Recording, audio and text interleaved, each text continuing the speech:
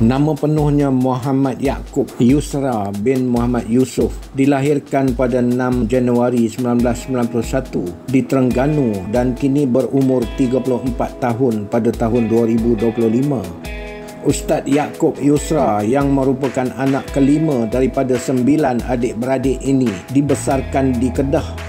Dia mendapat pendidikan awal di Sekolah Agama Daris, Sungai Petani, Kedah selama 12 tahun.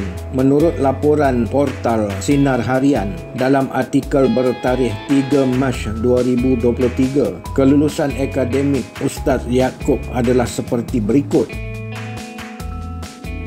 Ustaz Yaakob merupakan anak kepada pasangan Muhammad Yusof bin Ahmad dan Zainun binti Awang. Bapanya merupakan bekas imam dan guru agama, manakala ibunya telah pun meninggal dunia ketika Ustaz Yaakob masih berumur 13 tahun. Hasil didikan ibu bapa yang menitik beratkan ajaran agama sejak kecil. Kesemua 9 adik-beradiknya kini bergelar ustaz, ustazah dan pendakwah. Malah ada yang sering muncul di televisyen.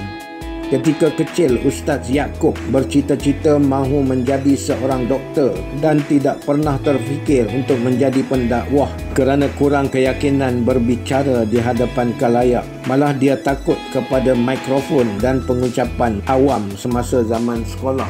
Namun pada usia 17 tahun, seorang guru memaksanya untuk memberi tazkirah ringkas dan menjadi imam di surau. Pengalaman itu menjadi titik perubahan yang membawanya mendalami dunia dakwah hingga berjaya menyambung pengajian ke peringkat sarjana dan doktor falsafah dalam bidang dakwah. Menariknya, guru yang pernah memaksanya memberi tazkirah ini kini merupakan bapa mertuanya.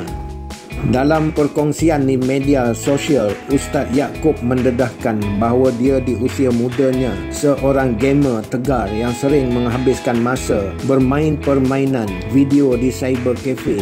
Malah dia pernah mewakili Malaysia sebagai seorang pemain profesional.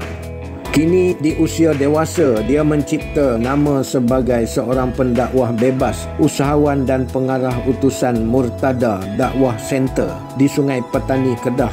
Dia sering dijemput sebagai penceramah di pelbagai program televisyen.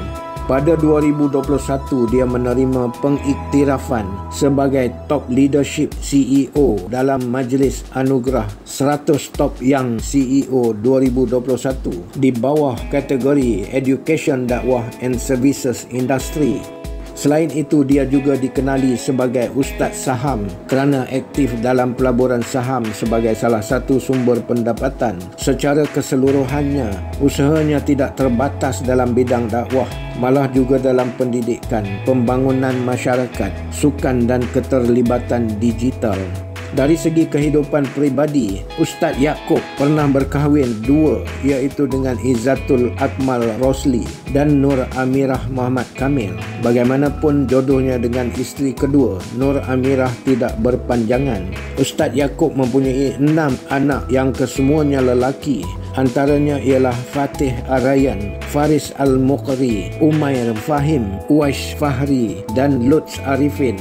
Mengenai Murtada Dakwah Center atau singkatannya MADAT, ia ditubuhkan pada Januari 2018 di Kampung Teluk, Sungai Petani, Kedah. Diasaskan oleh abangnya almarhum Ustaz Murtada Yusof. Pusat itu pada asalnya dikenali sebagai Pusat Dakwah Darul Murtada sebelum diambil alih oleh Ustaz Yaakob selepas pemergian abangnya itu akibat kemalangan pada Januari 2018. Kini MADAT berkembang sebagai pusat komuniti Islam pertama yang bertaraf antarabangsa di Malaysia, menawarkan pelbagai kemudahan percuma seperti pusat tahfiz, masjid berasaskan ilmu falak, hotel kapsul, rumah warga emas, stadium e-sukan dan banyak lagi.